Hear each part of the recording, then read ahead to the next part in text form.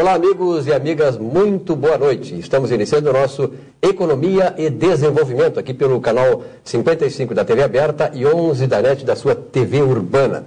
Olha, temos grandes destaques hoje. Uma delas, das informações que vão passar de avaliações, é sobre esse assunto que temos trazido aqui dos PDVistas e dos demitidos do Banco do Brasil.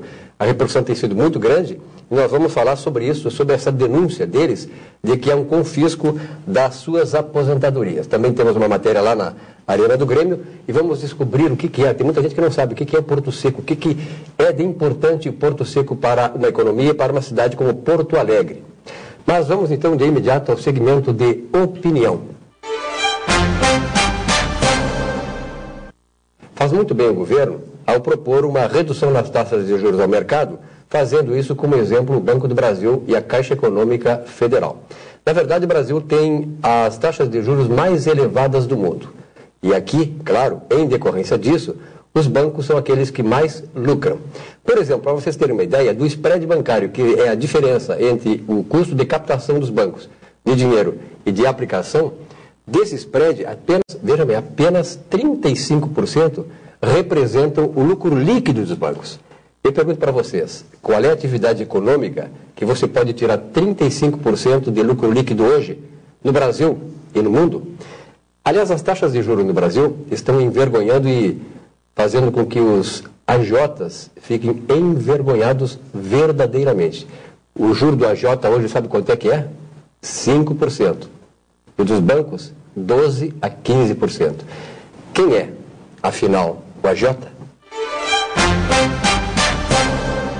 Muito bem, voltamos então aqui com o nosso segmento do programa e vamos de imediato a uma entrevista que fizemos eu e o Carlos Alberto Manzoli Rico, lá na construção da Arena do Grêmio, que vai ser realmente um grande estádio. Quem é gremista, já quando passa ali, já sente aquela aura maravilhosa. Quem é colorado, claro, de certa maneira resiste um pouco, como o nosso editor aí, o Lucas, mas eu tenho a certeza que será um grande orgulho para todos os gaúchos a Arena do Grêmio, como é, e nós gremistas reconhecemos, e foi ao seu tempo o Beira-Rio Internacional e vai ser o Beira-Rio remodelado. Então, vamos ver essa matéria que fizemos lá na Arena do Grêmio com o diretor, um conselheiro do Grêmio muito antigo e de uma presença sempre marcante nas diretorias sucessivas do Grêmio porto-alegrense, que é o Carlos Biderman.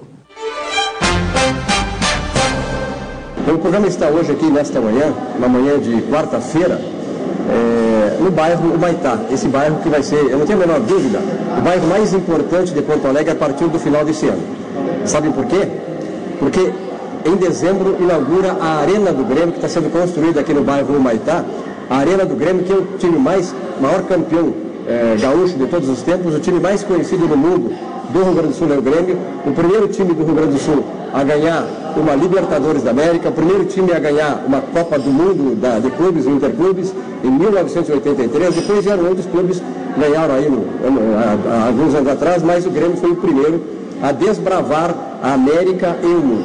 E aqui nós estamos no Templo do Grêmio, que é a arena que está sendo construída, mais de 60% da obra já está concluída e será inaugurada no final do ano.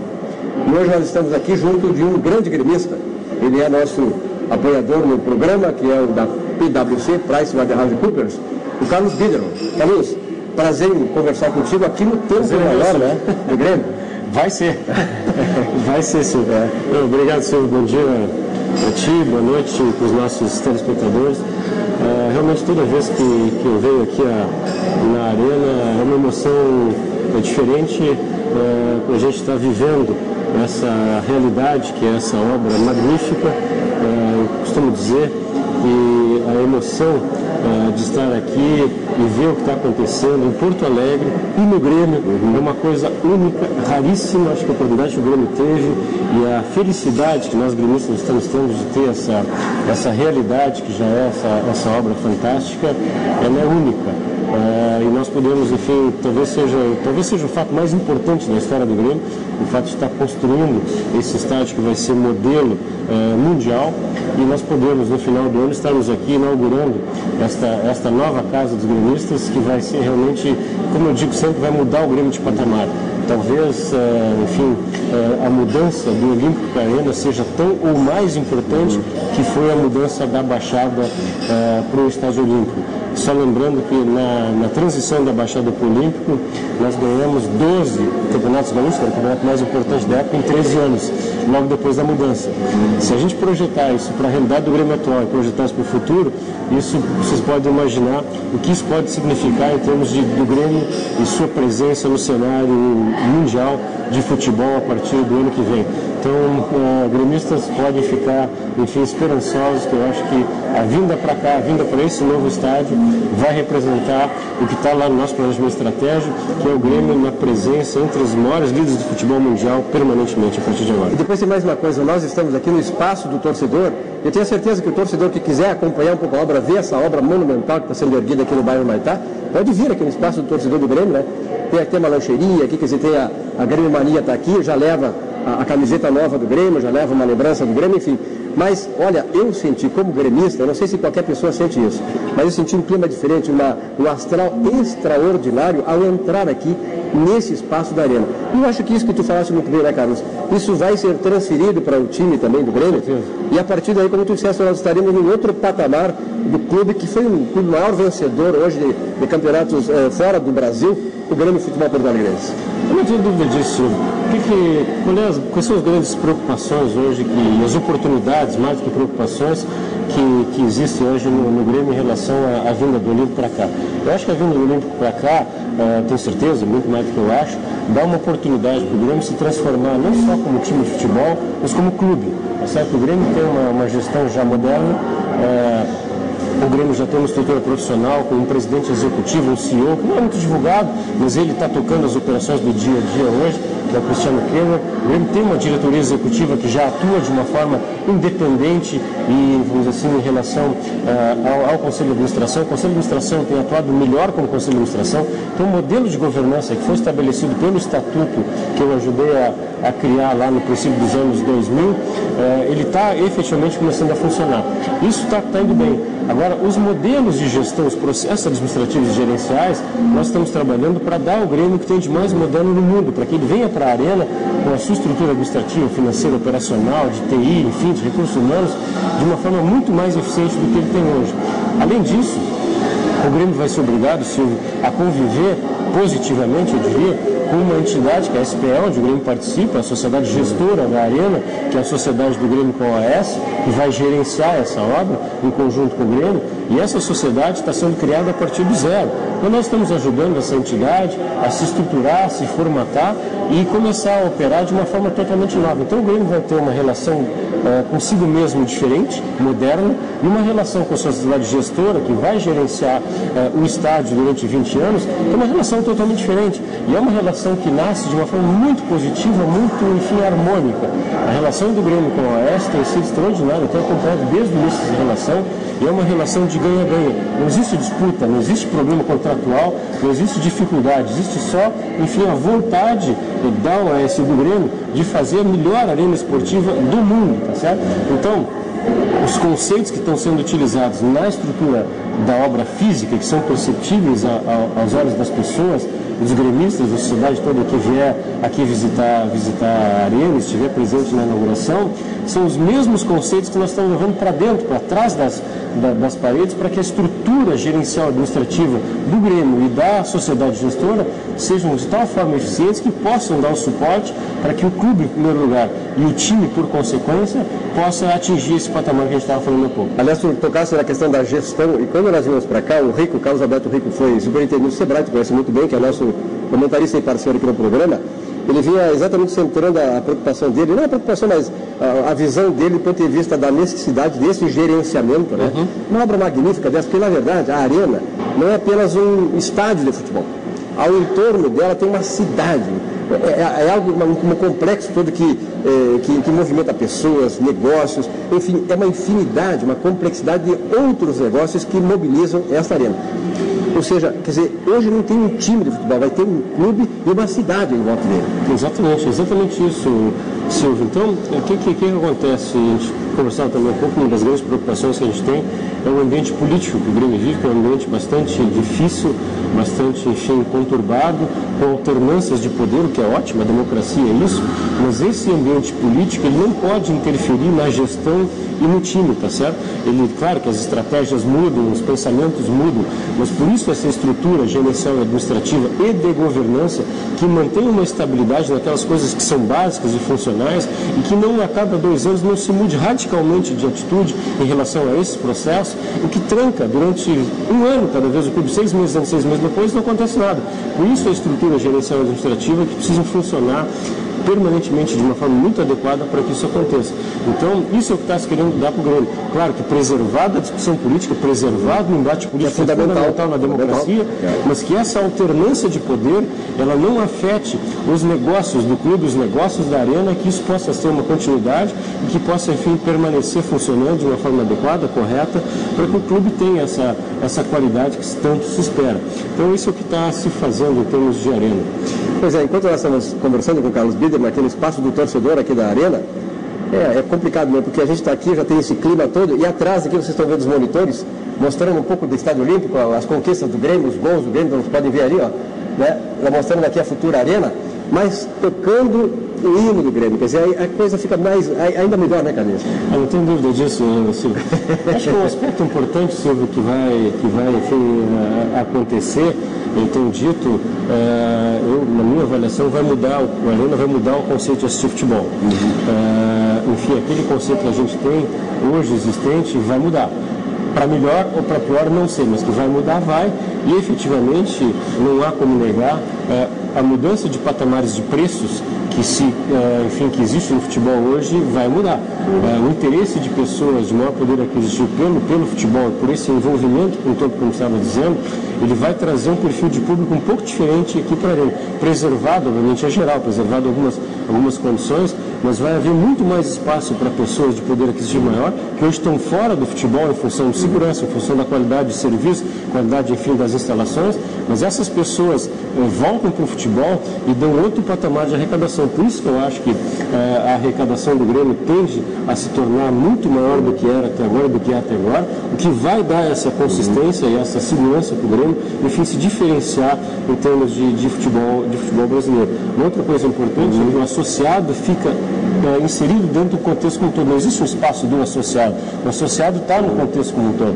E a quantidade de camarotes, a quantidade de cadeiras gold, enfim, dão essa condição de ter outro patamar de receita do que tem hoje. Muito se preocupou no passado, muita gente muito preocupada, eu acho que essa preocupação é consistente e válida, de que o Grêmio possa perder receita. Eu acho que não, acho que o Grêmio vai ganhar a arrecadação, porque a arrecadação vai crescer de tal forma que a SPA vai conseguir pagar os seus compromissos e gerar um caixa para o Grêmio maior do que ele tem hoje, mesmo durante os 20 anos da sociedade com a OAS. Nós estamos gravando isso aqui nessa quarta-feira, né, dia 4 de abril, e a nota triste, né, nós estamos aqui muito tristes, também eu, o Biederman, o Carlos Rico, também que está ali atrás da câmera, com o Gustavo, que todos nós gremistas, com o falecimento do nosso grande pavilhão, Ayrton Ferreira da Silva. Para mim, foi o maior zagueiro que eu vi jogar. Eu nunca esqueço, estava conversando contigo agora há pouco, do jogo Grêmio e Palmeiras, lá na década de 60, 68, se não me engano. Grande Palmeiras com Djalma Santos, Djalma Dias, Dudinho, Ademir da Guia. Dudinho, Ademir da Guia, Tupanzinho, Reinaldo, pelo amor de Deus, César, o grande Palmeiras. E a gente ia, naquela época, para ver mais o time Palmeiras, que era a grande atração. E aí o Ayrton Ferreira da Silva, saudoso, o Ayrton vai deixar muitas saudades, a minha geração certamente vai homenageá-lo a vida toda, né? O Ayrton pega uma bola lá aquela goleira à direita das cabines de rádio Grêmio, lá na linha de escanteio, e vem o Ademir da Guia, grande Ademir da Guia, e fica olhando ele, né? E o Ayrton sinaliza para o Alberto, o goleiro, e diz assim: Alberto é contigo, e deu de letra, cara, na mão do Alberto. É uma coisa, a torcida toda, até a palmeirense que estava ali, levantou e aplaudiu. Realmente é uma nota triste, né, essa semana. Eu não tenho dúvida, Silvio, eu tive a oportunidade, a felicidade de ver o Ayrton jogar. Para mim também foi o maior zagueiro que já jogou aqui no futebol gaúcho, um exemplo de pessoa, um exemplo de caráter, um exemplo de conduta. Foi um dos bastiões do sucesso do Grêmio naqueles anos 60, 70, né, onde o Grêmio ganhou 12 campeonatos em 13 que disputou. Então aí tem dispensa comentários, dispensa palavras. O próprio Pelé comentava que talvez tenha sido o zagueiro que melhor o marcou, sem fazer uma falta, enfim, só na categoria, só na experiência no jogo de corpo. Então o Ayrton era uma figura, enfim, fantástica. O saudosismo dos gaúchos, enfim, nós gremistas em relação ao Ayrton é permanente, e como a gente dizia, uma pena que ele não vai estar aqui para poder assistir a inauguração da arena, mas ele estará certamente em espírito, de alma, de espírito aqui. O espírito do Ayrton vai estar na arena, né? Bom, sem dúvida, eu quero agradecer o Carlos Biderman, que é nosso parceiro aqui no programa há muito tempo e tal, mas sobretudo pelo gremismo dele. Quer dizer, o Carlos sempre mostrando a questão positiva do Grêmio, apontando as dificuldades, claro, os problemas, mas isso é da vida, mas também vislumbrando aquilo que será realmente o nosso Grêmio Futebol Porto Alegrense a partir da inauguração da arena. Esse clube que é o maior campeão de todos os tempos, de maior torcida no sul do Brasil. Aliás, tem um time que vai jogar lá fora e pensa que é o Grêmio que está jogando. Quer dizer, tamanha é a influência que o Grêmio tem, tamanha é a repercussão das conquistas que o Grêmio teve ao longo de 23, 24 anos sozinho, ele representando o Rio Grande do Sul e representando o Brasil. Carlinhos, um grande abraço. Vamos conversar mais vezes, né? Porque afinal de contas essa obra aqui tem tantas nuances, dá para a gente tratar, né? Ela muda todos os dias, né? Todos os dias. Um grande abraço, Carlinhos. Obrigado. Sucesso para o nosso Grêmio e para a nossa arena. Sucesso para nós todos. Obrigado, senhor.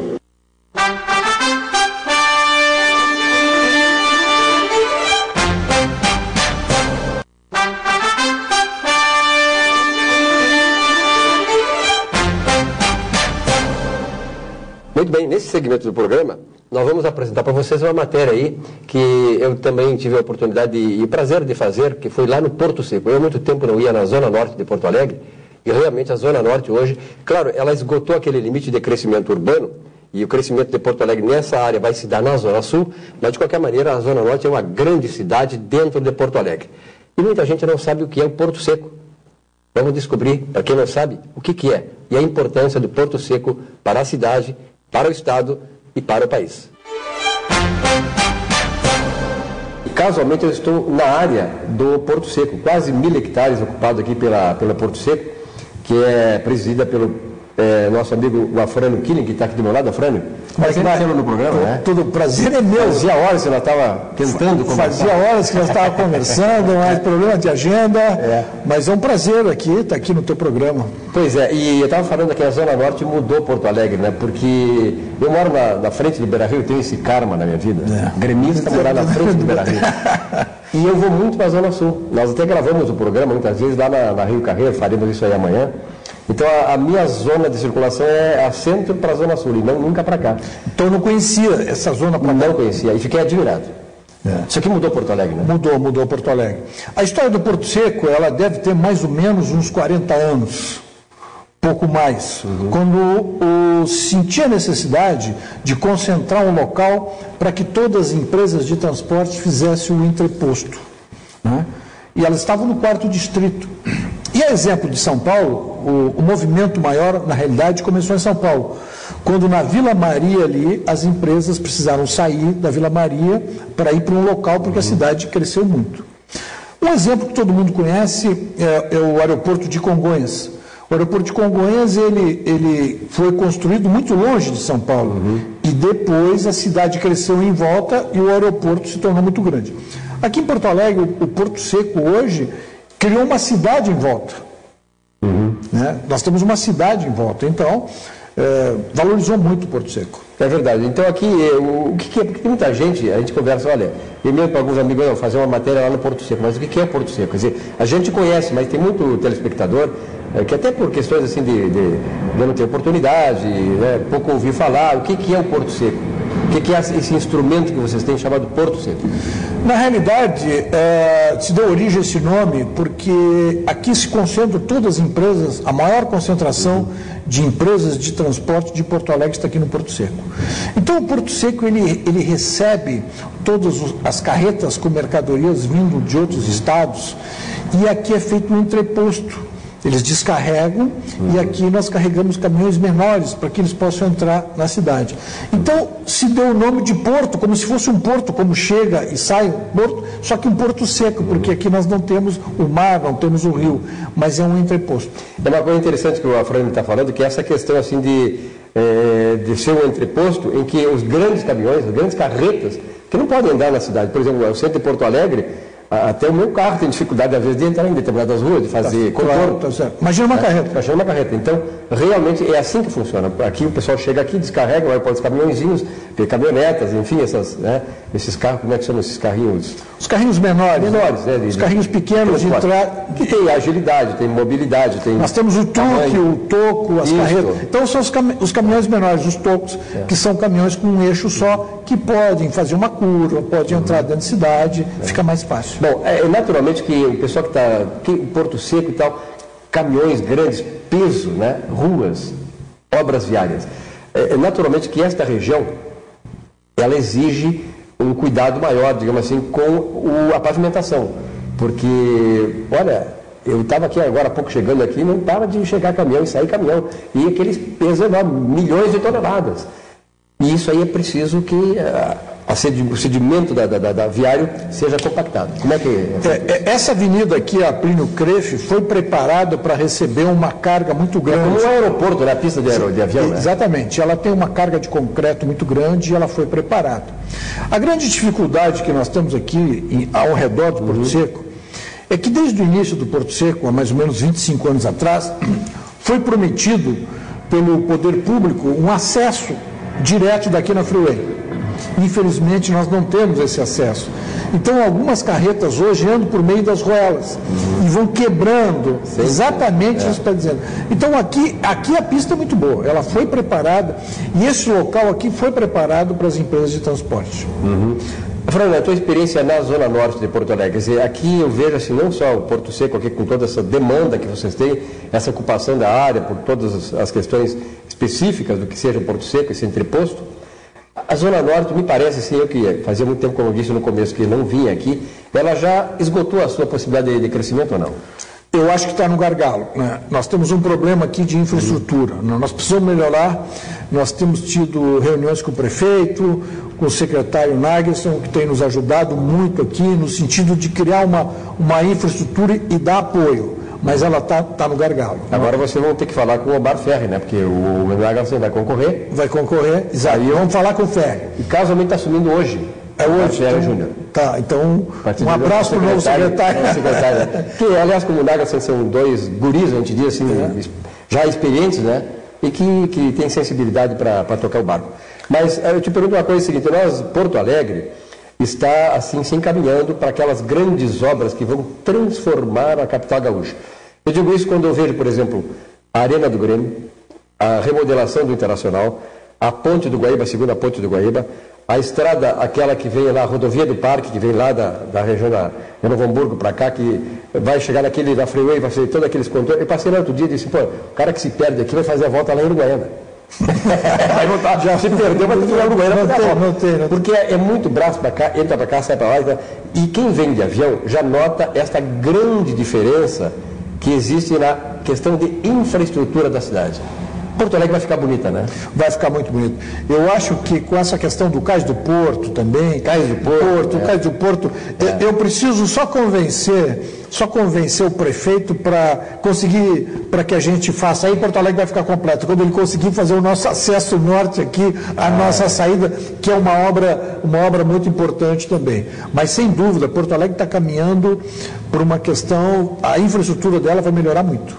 Do ponto de vista de vocês, assim, essas obras da Copa, quer dizer, tu está colocando essa questão dessa saída, né, para vocês aí. Alguma outra questão que vocês estão pendentes e há uma demanda muito grande por parte dos transportadores nesta área? Não, existe várias demandas dos transportadores. O problema é que só tem aqui, né? Aqui, se nós só falar de problema, vai ser um prato cheio. Não, mas eu quero dizer assim, o poder público, à medida do possível, eles têm nos atendido. Mas ainda é muito moroso, né? Esse acesso norte, eu tenho a impressão que o governo gasta mais com a manutenção dessas ruelas que existem até a Freeway do que ele construir logo uma pista muito bem preparado especificamente para caminhões com peso superior a 40 toneladas, do que ele está consertando, porque ele conserta, é poste, é caminhão que pega em poste, por quê? Porque os caras botam um poste menor, aí passa, eles querem bater no motorista, Então, existe ainda algumas questões de infraestrutura que, para nós aqui no Porto Seco, precisam melhorar. Hoje nós somos aqui 4 mil pessoas que trabalham aqui. Né? Então, que demanda necessária. Isso empregos diretos. Né? Então, o Porto Seco é muito importante para a cidade de Porto Alegre, talvez o maior polo de concentração de serviços em Porto Alegre é o Porto Seco. É verdade. E, aliás, esse aqui é um ano de eleição municipal, né? Verdade.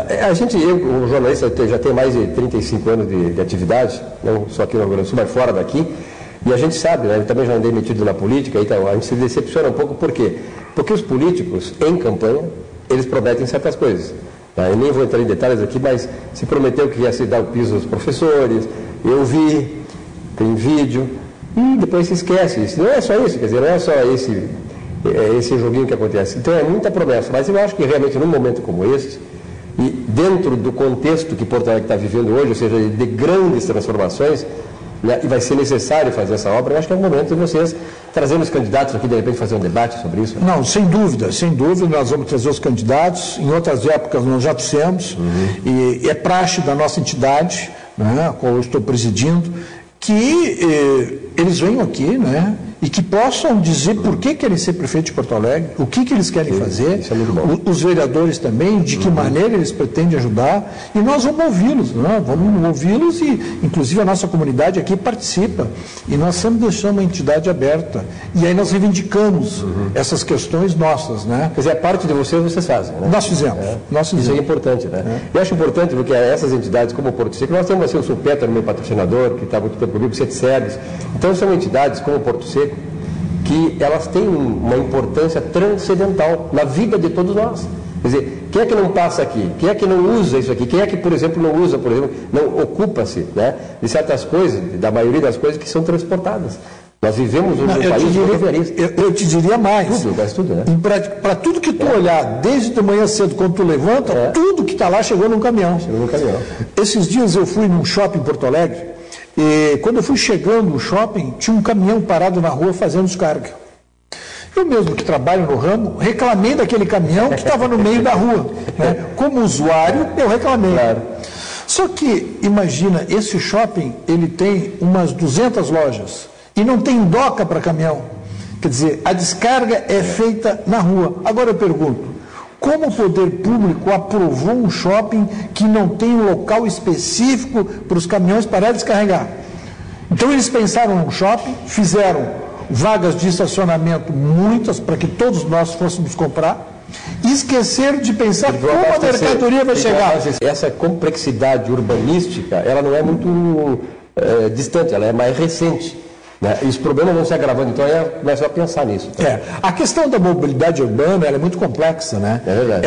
Ela não é uma coisa tão fácil assim, ó, caminhão, não caminhão, estacionamento, mobilidade urbana. No meu pensamento e na minha visão, os governos erram muito porque nós tínhamos que planejar e tínhamos que ter transporte de massa. Né? Metrô, temos que investir. Agora, se fez o contrário, veja o exemplo da Marginal em São Paulo. Se tirou o caminhão de São Paulo da Marginal, ok, tirou o caminhão. Aumentou o volume de carro na Marginal, aumentaram os seus engarrafamentos e os caminhões estão parados. Veja outro exemplo.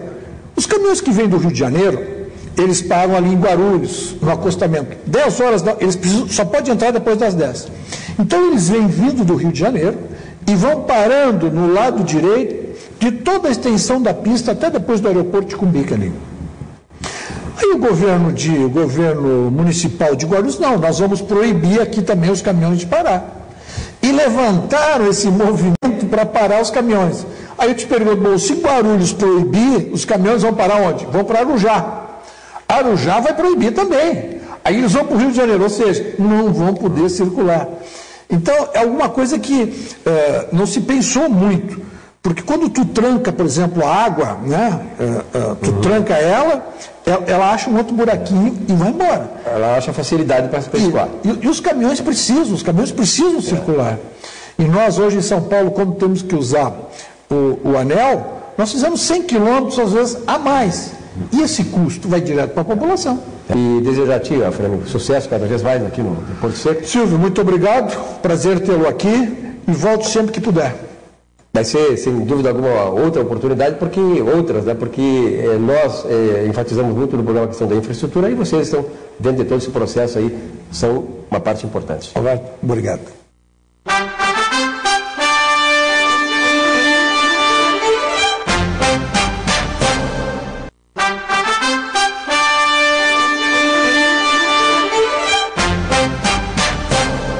Muito bem, vocês acompanharam uma belíssima matéria sobre o Porto Seco, que é uma instituição realmente importante na cidade de Porto Alegre. E essas transformações todas que estamos passando, ele ainda cresce muito mais em importância.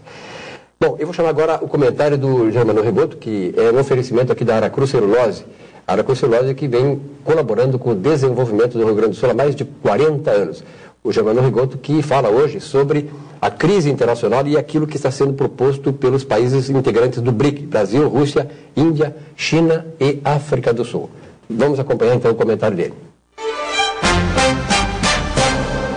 Boa noite, Silvio. Boa noite, telespectadores. É um prazer a gente voltar de novo a falar aqui no Economia e Desenvolvimento sobre o momento que nós estamos vivendo, tanto em nível estadual como federal, como também dentro desse quadro de crise internacional que não terminou. Alguns dizem, não, mas passou, a crise nos Estados Unidos já não é tão forte, a crise na Europa, depois de todos os problemas, com parte da solução para a Grécia, para a Itália, para Portugal, para a Espanha, ela já não é tão forte como era? Não, pode não ser tão forte como era. Pode realmente nós termos hoje um quadro que dá um pouquinho mais de tranquilidade, mas essa crise vai ter desdobramentos. O sistema financeiro europeu, o sistema financeiro americano estão fragilizados, estão muito pouco capitalizados, estão nem um pouco regulados. Isto é um problema sério.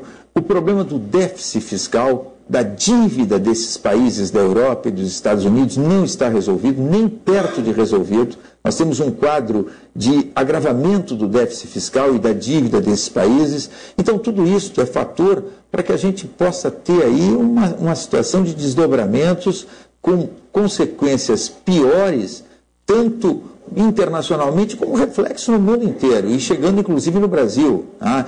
Então, essa crise não está resolvida. Mas, de qualquer forma, mais uma vez, os nossos bons indicadores macroeconômicos nos dão segurança de que nós podemos sair desta crise fortalecidos. E há uma certeza também, os chamados emergentes, e aí eu citaria os BRICS, que é o Brasil, a Rússia, a Índia, a China e a África do Sul, que formam esse chamado bloco dos BRICS. Pois bem, essas nações emergentes vão sair com certeza dessa crise internacional ocupando espaços que antes eram ocupados pelas grandes nações desenvolvidas, pelas grandes economias, pelos Estados Unidos, pela Itália, pela França, pela Alemanha. Quer dizer, países que, na verdade, eram as grandes locomotivas econômicas do mundo, vão continuar fortes, principalmente um país como a França, como a Alemanha, vão continuar sendo economias fortes, os Estados Unidos vai continuar sendo uma economia forte, mas parte do que eles ocupavam de espaço em termos de economia mundial vai ser ocupado agora por China, por Índia, por Brasil, por Rússia, por África do Sul, pelos emergentes. Esse bloco de emergentes se fortalece e vai sair mais forte dessa crise internacional. E com certeza a decisão tomada na Índia, quando os chefes de Estado desses países se reuniram, os chefes de governo desses países se reuniram, a decisão de criar um banco de desenvolvimento dos BRICS, um banco de desenvolvimento para fomentar o desenvolvimento do bloco, para fazer com que Brasil, Índia, Rússia, China, África do Sul tenham processos de desenvolvimento com um banco de fomento dando suporte a esses processos de desenvolvimento, com certeza já demonstra que aquilo que estava acontecendo antes da crise de 2008 no mundo mudou. Quer dizer, o quadro internacional está se alterando fortemente. Nós sofremos com a crise de 2008, nós sofremos com a continuidade dessa crise e com a repercussão que teve em 2011, nós crescemos menos do que poderíamos e que deveríamos crescer, mas com certeza o Brasil, se conseguir enfrentar as reformas estruturais que estão paralisadas no Congresso Nacional, se conseguir fazer com que essas reformas estruturais, a reforma política, a reforma tributária, a redefinição do Pacto Federativo ocorram, eu não tenho dúvida que o Brasil vai ser um dos países que terá melhores condições de se desenvolver, ter um desenvolvimento sustentável de no mínimo 5% do PIB ao longo dos próximos anos, sendo uma das locomotivas do mundo, ocupando espaços que antes eram ocupados pelas chamadas grandes nações desenvolvidas. Este é o espaço que está hoje reservado a nós. Mas para que isso aconteça, nós temos que enfrentar gargalos na nossa infraestrutura. Para que isso aconteça, nós temos que enfrentar reformas que modernizem o nosso sistema tributário, que façam com que o sistema tributário brasileiro seja um sistema tributário mais eficiente, um sistema tributário mais justo, um sistema tributário que não tire competitividade como tira hoje da produção nacional. Nós temos que enfrentar a questão do Pacto Federativo com todas as distorções de centralização absurda de recursos na União, fazendo com que nós tenhamos não apenas uma melhor distribuição de recursos, mas também uma definição mais clara das atribuições, das competências da União, dos estados e dos municípios. Nós temos que enfrentar uma reforma política que faça com que as nossas instituições elas se fortaleçam, e hoje elas estão fragilizadas, enfraquecidas, as denúncias de corrupção se multiplicam, o problema da relação entre executivo e legislativo é uma relação tumultuada, é uma relação que fragiliza tanto o poder executivo como o poder legislativo. Para isso precisamos ter uma mudança no sistema eleitoral, no sistema partidário, na fidelidade partidária, na questão do financiamento das campanhas eleitorais. Quer dizer, a reforma política que está paralisada no Congresso Nacional, ela tem que avançar. Então, se nós conseguirmos enfrentar essas reformas estruturais, eu não tenho dúvida que o Brasil, que saiu fortalecido da crise de 2008, mesmo que crescendo menos do que deveríamos e que poderíamos crescer, o Brasil poderá sair ainda mais forte desta crise internacional que não terminou, que vai ter desdobramentos, mas que com certeza nós poderemos ocupar um espaço que não ocupamos até aqui, dentro desse cenário internacional, dentro da economia global e dentro de um bloco de emergentes que passa a ser efetivamente a bola da vez. A questão da infraestrutura é fundamental aqui para nós. E o Sérgio Neto, nosso comentarista de infraestrutura, faz aí a sua avaliação sobre as coisas mais importantes que estão acontecendo e as novidades que vem acompanhando aí o Sérgio e que dizem respeito à reestruturação toda de Porto Alegre para a Copa do Mundo. E não só para a Copa do Mundo também, né? Claro, para todas as coisas, porque essas obras vão ficar aqui eternamente para usufruto do Porto Alegrense.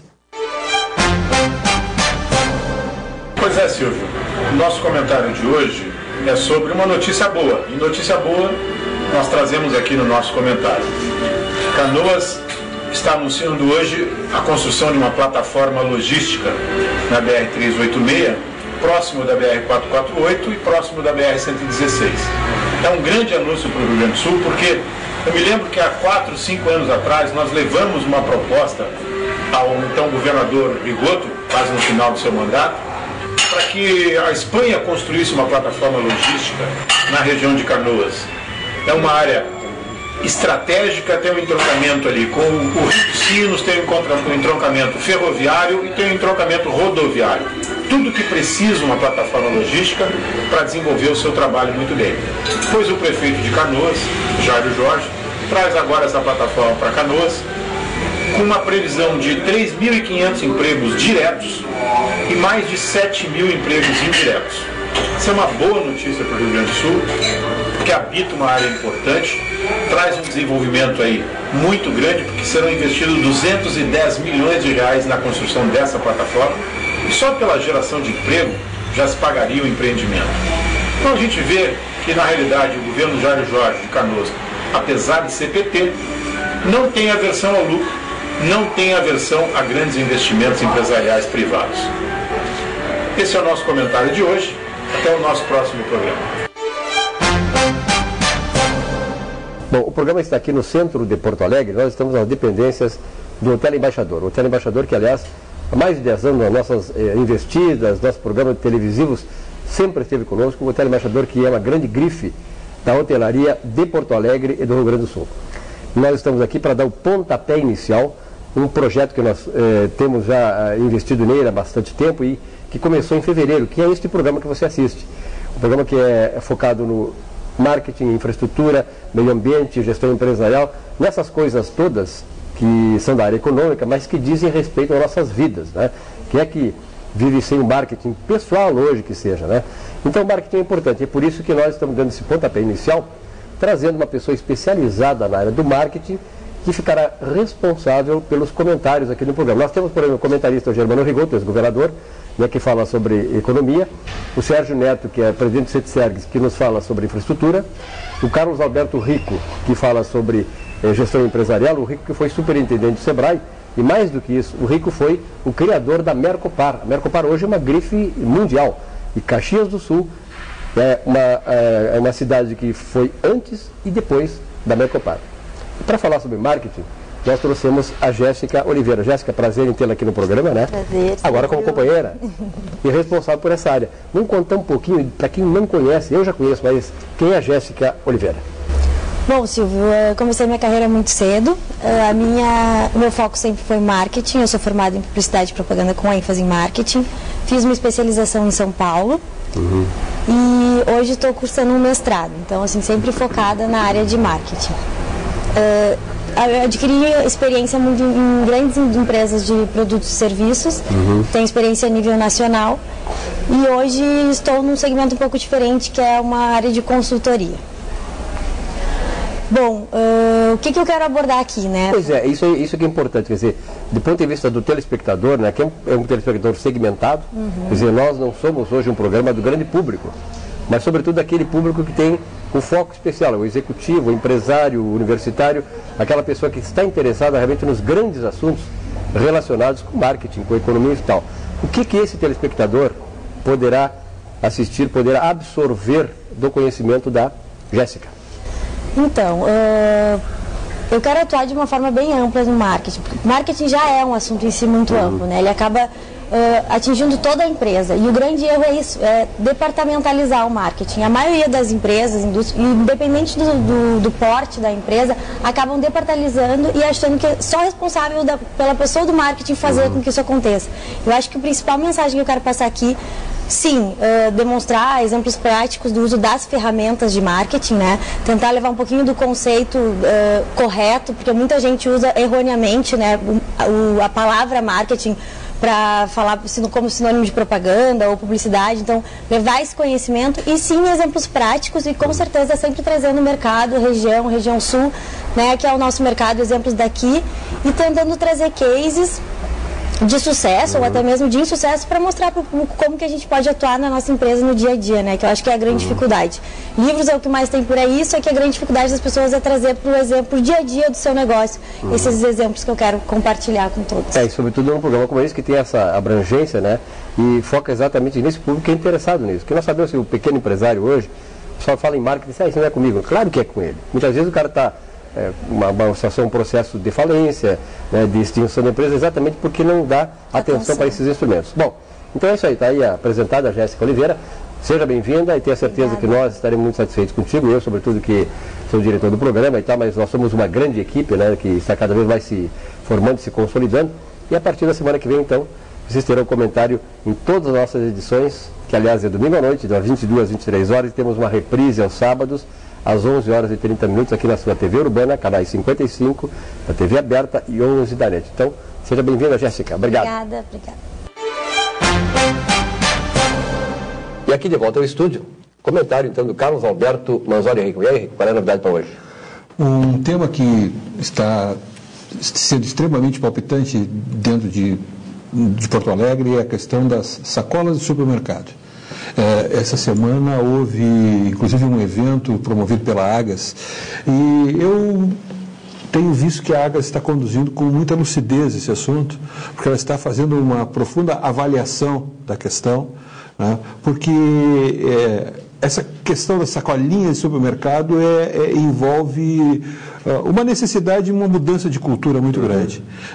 Se criou, se instalou o uso da sacola de supermercado após se transportar as compras do supermercado até as nossas residências. Essas sacolinhas elas viram sacos de lixo. E, ao mesmo tempo, os supermercados têm que tratar esse processo. Isso é um processo de gestão. Isso envolve o tipo de sacola que é utilizado hoje, a capacidade que a sacola tem para carregar compras, elas têm um peso. Então, isso envolve treinamento dos funcionários para que as compras sejam dispostas e organizadas dentro das sacolas com o verdadeiro equilíbrio. Ao mesmo tempo, os funcionários, então, precisam receber esse treinamento, e alguns supermercados não dispõem de um sistema de empacotadores.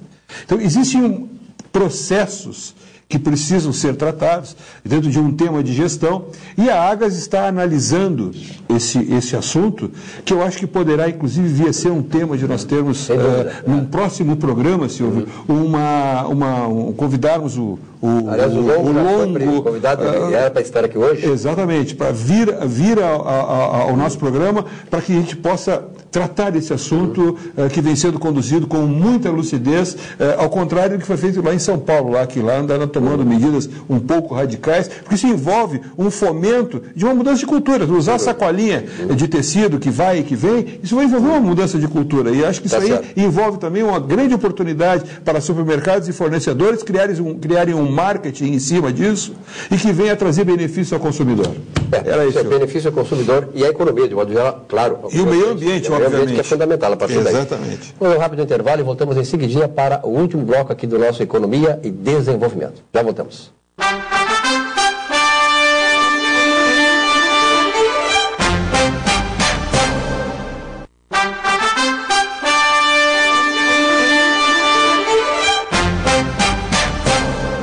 Bem, voltamos para o último bloco do nosso programa dessa semana e nós vamos trazer aqui aquele assunto que deflagramos aí a questão de um mês sobre o confisco das aposentadorias dos funcionários demitidos e dos PDVistas do Banco do Brasil.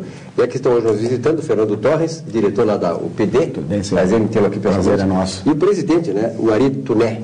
Como é que está aí? Prazer. Prazer em vê-lo novamente. Foi uma repercussão muito grande, né, Fernando? A que tu atribui isso? Quer dizer, nós estamos recebendo ligação, telefonema, ligações, e-mails e até solicitações de outras entidades como as de vocês que têm o mesmo problema. Uhum.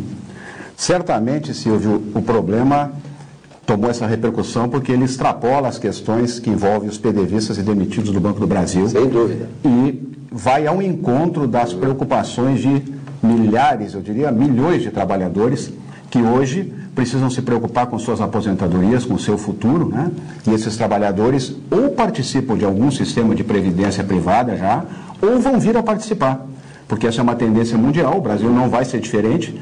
Então, consequentemente, todo trabalhador vai precisar de um sistema complementar de aposentadoria para poder ter... Já está no Congresso até um movimento de aprovação, né? O Congresso esse ano, né? Casualmente, só aprovou, a única coisa que aprovou foi o fundão dos servidores, para ver a dimensão e a importância desse assunto. Né?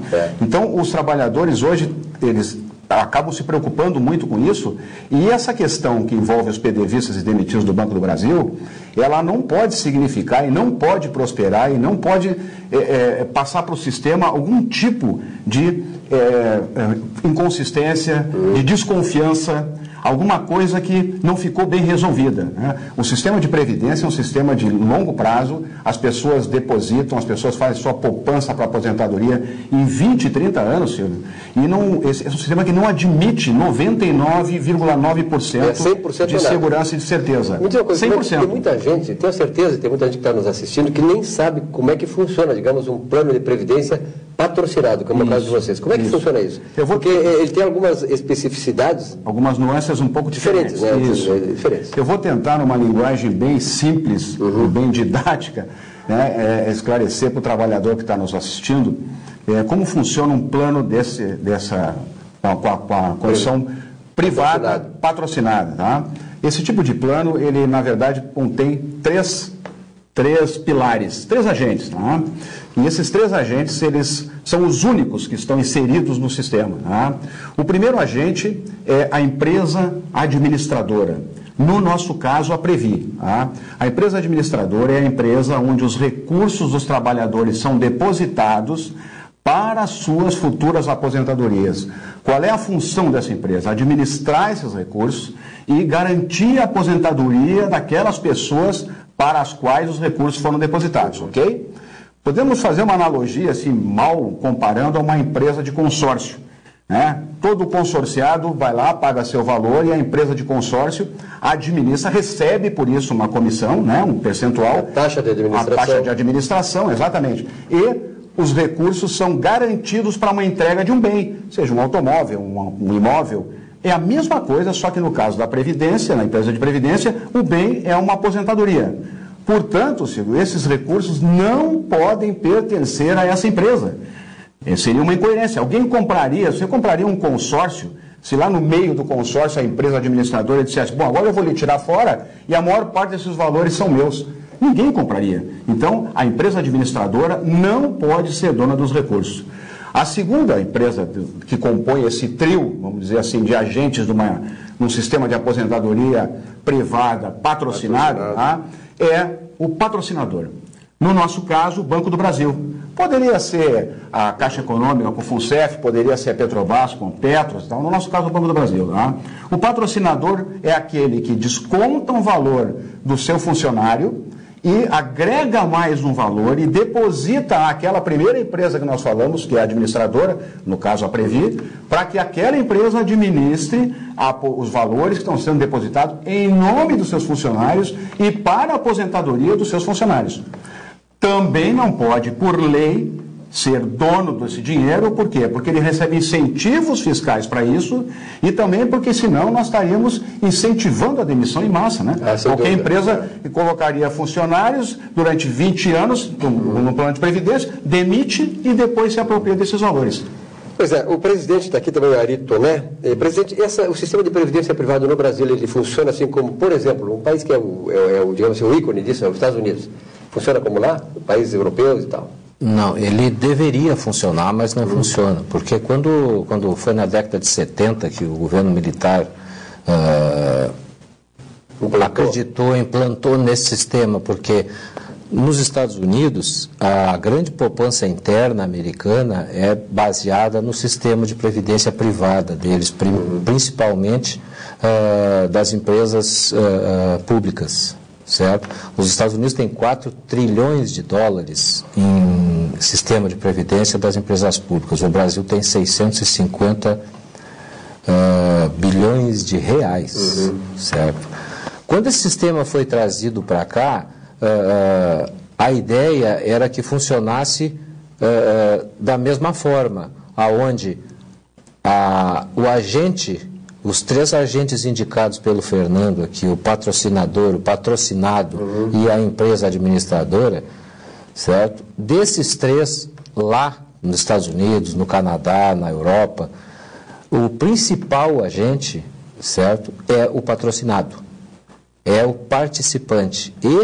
Ele é a razão de ser. Ele é a razão de ser. Então, um sistema de previdência complementar, ele nada mais é do que uma caderneta de poupança. Ele é um patrimônio de quem trabalha, certo? E no Brasil, o que aconteceu desde a implantação desse sistema na década de 70 foi que não houve essa preocupação com o direito do patrocinado, com o direito de quem é assistido, de quem realmente paga por esse sistema. Pois é. Vocês têm denunciado isso, aliás, tenho visto os outdoors, vocês estão mudando o outdoor também agora, né? Nós estamos mudando o outdoor, inclusive partindo agora para esclarecimento da população, esse superávit bilionário da Previ, que foi todo ele alicerçado justamente nisso que a gente chama de confisco das aposentadorias dos funcionários que saíram do Banco do Brasil, né?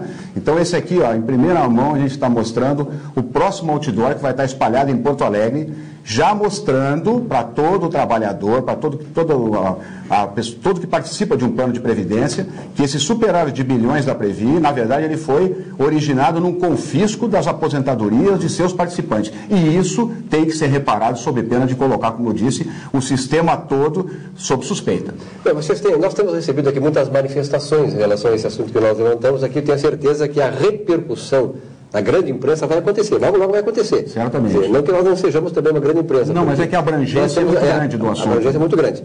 E como é que vocês têm tratado isso? Você tem recebido telefonemas também? Eu sei disso, né? Sim, nós recebemos telefonemas, fomos procurados, inclusive, por empresas que representam PDVistas de outros segmentos. Fomos procurados por organizações de trabalhadores que estão preocupados com esse assunto, né? Isso está tomando um corpo e isso faz com que a população em geral nos veja não mais como única e exclusivamente PDVistas e demitidos do Banco do Brasil, mas sim agentes de moralização de um sistema que precisa, como eu disse no início do programa, precisa de 100% de credibilidade para que as pessoas acreditem, para que as pessoas coloquem seus valores lá e para que o país possa também usufruir dessa poupança interna que é o sistema de previdência privada. Quais são os próximos passos? Esse outdoor vai estar quando? A partir de... O outdoor, a partir dessa semana, já vai estar sendo colocado em Porto Alegre e nós estamos preparando, né, toda a parte judicial, onde a UPD, representando os seus filiados, vai buscar essa reparação no judiciário para que as aposentadorias que foram confiscadas sejam devolvidas para todos os participantes e que isso sirva. Porque se a Previ for um exemplo para que se faça confisco lá no futuro, você imagina as outras. A Previ é uma maior empresa de previdência privada da América Latina. Sem dúvida. Então qualquer um pode fazer com o plano de qualquer trabalhador dizendo, bom, se a Previ fez, eu também posso. E é isso que a UPD está denunciando. Eu agradeço a presença de vocês, Manuel, Fernando, um abraço. Muito obrigado pela sua presença, Ari, um abraço. Tenho certeza que isso aí vai ter um desdobramento ainda maior, nós estaremos acompanhando aqui no programa, porque é um assunto importantíssimo, sensível, né? Que abrange aí milhões de trabalhadores. Tá? Muito obrigado para vocês. Chegamos então ao final do nosso Economia e Desenvolvimento, desejando para todos vocês uma bela semana de trabalho e o programa volta na semana que vem. Até lá.